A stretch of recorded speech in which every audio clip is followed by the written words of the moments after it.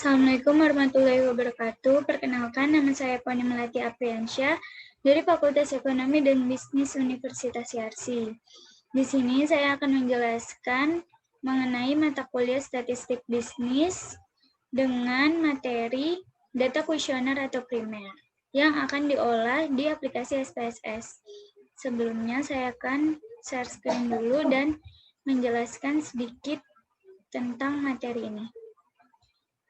Jadi, data kuesioner atau primer. Data primer adalah data yang diperoleh atau dikumpulkan langsung oleh peneliti dari sumber datanya. Beberapa teknik pengumpulan data primer antara lain observasi, wawancara, dan penyebaran kuesioner. Kemudian di sini ada data kuesioner, yaitu daftar pertanyaan tertulis yang ditujukan kepada responden. Jawaban responden atas semua pertanyaan dalam kuesioner kemudian dicatat atau direkam. Kuesioner merupakan metode pengumpulan data yang efisien bila peneliti mengetahui secara pasti data atau informasi apa yang dibutuhkan dan bagaimana variabel yang menyatakan informasi yang dibutuhkan tersebut diukur. Nah, di sini ada beberapa uji SPSS untuk data primer. Di antaranya yaitu ada statistik deskriptif, ada uji kualitas data, uji asumsi klasik, uji regresi linear berganda, uji hipotesis menggunakan uji T-hitung dan uji F-hitung, dan kemudian uji koefisien determinasi. Di sini ada statistik deskriptif, yaitu membahas tentang cara-cara pengumpulan data untuk memperoleh informasi yang berguna dan mudah dipahami. Sebelumnya statistik deskriptif ini sudah kita bahas. Nah, di sini ada uji kualitas datanya, yaitu uji yang disyaratkan dalam penelitian dengan instrumen kuesioner tujuannya untuk mengetahui apakah instrumen yang digunakan valid atau reliable, sebab kebenaran data yang diolah sangat menentukan kualitas hasil penelitian. Di sini ada uji validitas, yaitu alat uji yang digunakan untuk mengukur keakuratan data yang diteliti. Pengujiannya dilakukan dengan melihat nilai corrected item total correlation dari hasil output SPSS nanti, apakah lebih besar dari 0,3? Jika lebih besar dari 0,3, maka item pernyataan tersebut valid. Kemudian di sini ada uji reliabilitas, yaitu pengujian yang digunakan terhadap butir-butir pertanyaan dari angket untuk mengukur keandalan atau konsistensi dari instrumen penelitian. Pengujiannya dilakukan dengan melihat nilai Cronbach alpha yang lebih dari 0,6 pada tabel reliability statistics. Oke, sekarang kita langsung aja ke SPSS-nya. Di sini kita akan menginput datanya. Kita menggunakan data kuesioner. Kemudian kita ambil datanya dari penyimpanan kita.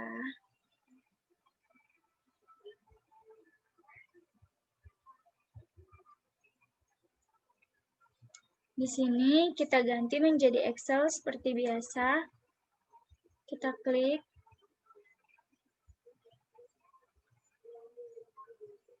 Klik OK. Maka akan muncul data seperti ini. Desimalnya kita nolkan semua ya. Oke.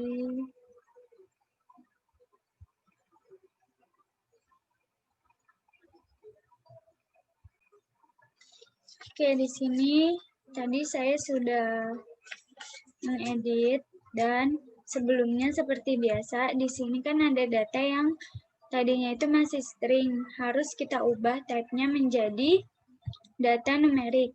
Di sini sudah saya ubah dan values-nya juga jangan lupa diisi ya, supaya datanya bisa kembali seperti awal seperti ini, namun dalam bentuk angka. Di input di sininya udah dalam bentuk numerik atau angka. Oke, next. Di sini itu ada beberapa variabel dan juga indikator pertanyaannya. Nah, di sini itu ada dari B1 sampai dengan B6. B1 sampai dengan B6 ini adalah variabel untuk X1. Kemudian ada M01 sampai dengan M04, M05 itu adalah variabel untuk X2. Dan W01 sampai dengan W07 adalah untuk variabel dependen atau Y. Sekarang kita lanjut aja untuk menginput datanya. Klik Analyze, kemudian klik Scale, Reliability Analysis. Nah, di sini tuh kita akan mengolah si variabel ini yang dari B01 sampai dengan B06. Kita harus menggabungkan sesuai dengan kelompoknya. Jadi variabel B sama B, M sama M, dan W sama W. Atau X1 dengan X1, X2 dengan X2, dan Y dengan Y. Jadi harus satu persatu. Nah, di sini ada box item. Kita klik ya. Dari B01 sampai B06 itu di blok. Kemudian kita add ke box itemnya. Di sini kita klik statistics. Klik di descriptive for-nya itu scale if item deleted, kemudian continue, klik OK. Oke, hasil outputnya seperti itu. Tapi sebelumnya kita akan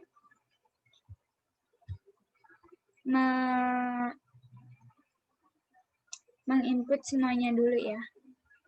Nah, ini kan tadi udah ya. Data X1 itu kita remove. Kemudian kita masukkan data selanjutnya atau variabel selanjutnya yaitu M. Dari M01 sampai M05 kita add di box itemnya. Kita klik statistik. Di descriptive for-nya sama ya. Scale if item deleted. Klik continue. Klik OK. Oke. Kemudian sama kita lakukan juga hal yang sama untuk variabel Y-nya atau W01 sampai dengan W07. Oh ya, tapi sebelumnya ini kita remove dulu. Karena dia udah kita olah. Kita add, klik statistik, descriptive for-nya masih sama, klik continue, klik OK. Nah, kita akan mendapatkan hasil output yang seperti ini. Yang dimana dalam pengujiannya itu,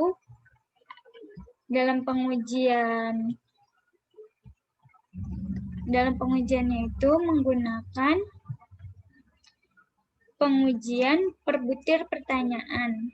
Jadi di sini pada X1, variabel X1 atau variabel B01 sampai dengan B06 itu per butir ya. Nah, di sini itu ada case processing summary. Valid ya. Dan N-nya itu 171 dan 100%. Itu artinya semua data kebaca. Kemudian di sini ada reliability statistik. Nah, kita buka PT-nya.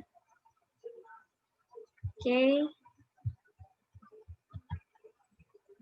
Di slide 6. Di sini itu ada uji validitas yang dimana uji validitas ini yang tadi saya jelaskan, dia itu pengujiannya dilakukan dengan melihat corrected item total correlation pada item total correlation. Nah, kita akan membahas uji reliabilitas dulu, yang dimana pengujiannya dilakukan dan melihat crown batch alpha-nya harus lebih dari 0,6 baru bisa dianggap reliability. Maksudnya, datanya ini bisa dianggap reliable.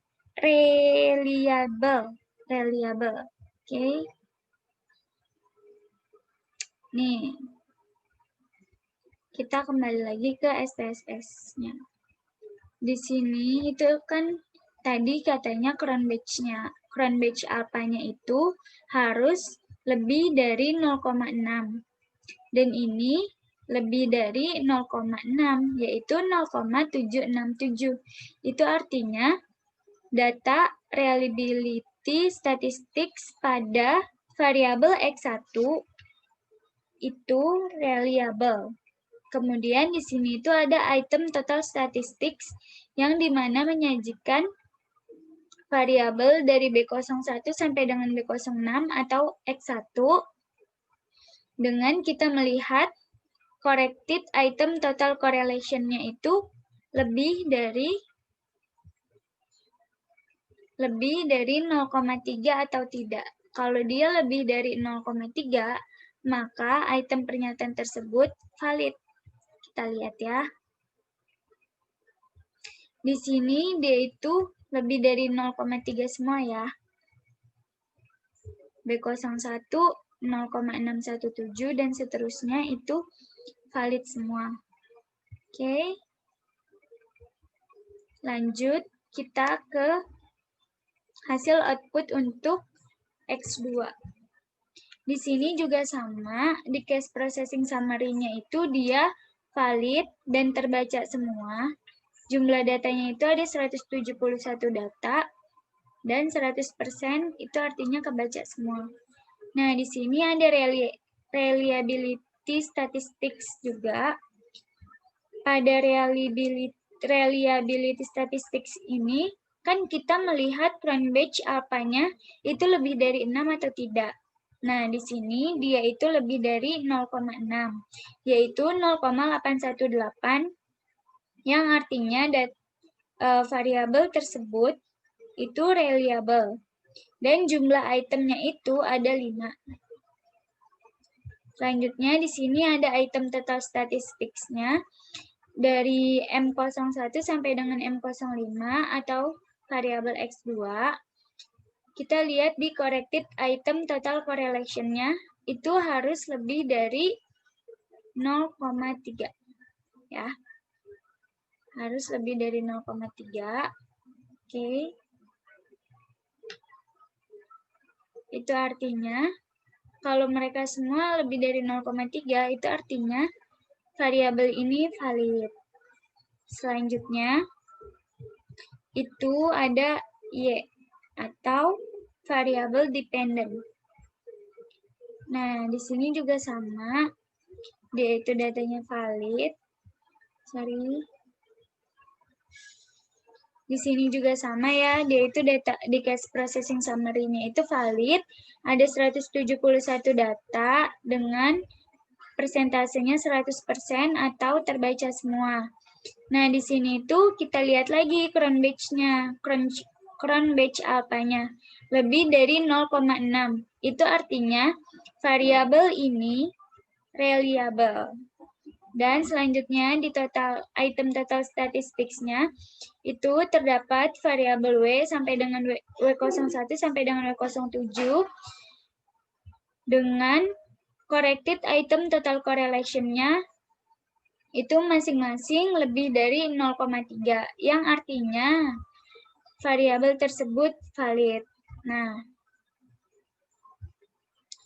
sekian presentasi dari saya. Kurang lebihnya mohon maaf. Wassalamualaikum warahmatullahi wabarakatuh.